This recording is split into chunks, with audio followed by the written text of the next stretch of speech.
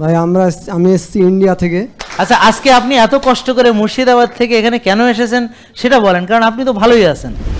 আসসালামু আলাইকুম ভাই, আমি এসেছি ইন্ডিয়া থেকে। ও তাই নাকি?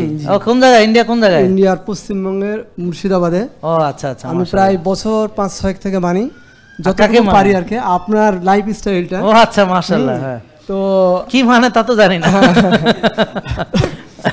তো এরা স্যারকে মানার পরে আমার ওজনটা অনেক বেশি ছিল, আমি গাছে একদম উঠতে পারতাম না। তো এখন ইনশাআল্লাহ অনেক উঁচু গাছে উঠতে পারি। মাশাআল্লাহ। গাছে কেন উঠতে হবে আপনার? আমটান পাড়ার জন্য গ্রামের মানুষ। আচ্ছা আচ্ছা, মানে ওনার জীবনের লক্ষ্য গাছে ওঠা। হ্যাঁ, না আছে আরো। হ্যাঁ, তারপরে শরীরটা অত্যধিক ভারী ছিল, সেটা কমে গেছে।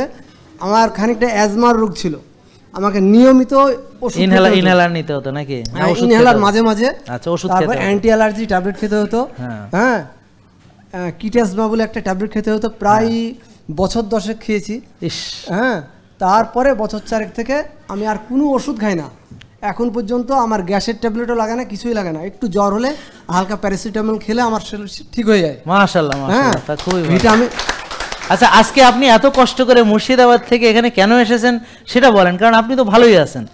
হ্যাঁ, এসছি স্যার, আপনাকে দেখবো, সরাসরি একটু লাইফে অংশগ্রহণ করব।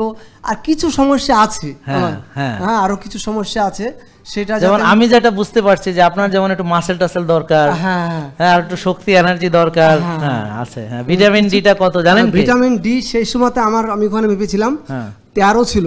আচ্ছা, তার মানে এখন লাগবে 90-100। আমি আজকে মাপলাম, রিপোর্টটা পেলাম, আমার আজকে 75। মাশাআল্লাহ, তা তো ভালোই হয়েছে। মাশাআল্লাহ, খুবই ভালো। অনেক ধন্যবাদ, থ্যাংক ইউ। তা আপনি দেশের বাইরে থেকে এসেছেন, এবং আমরা দেখেন বাংলাদেশের লোক না, সারা পৃথিবীর বিভিন্ন দেশ থেকে কিন্তু এখানে লোকজন আসে। আমার আত্মীয় আছে। থ্যাংক ইউ, অনেক ধন্যবাদ আপনাকে। জেকে লাইফস্টাইল, ওষুধ মুক্ত সুস্থ জীবন।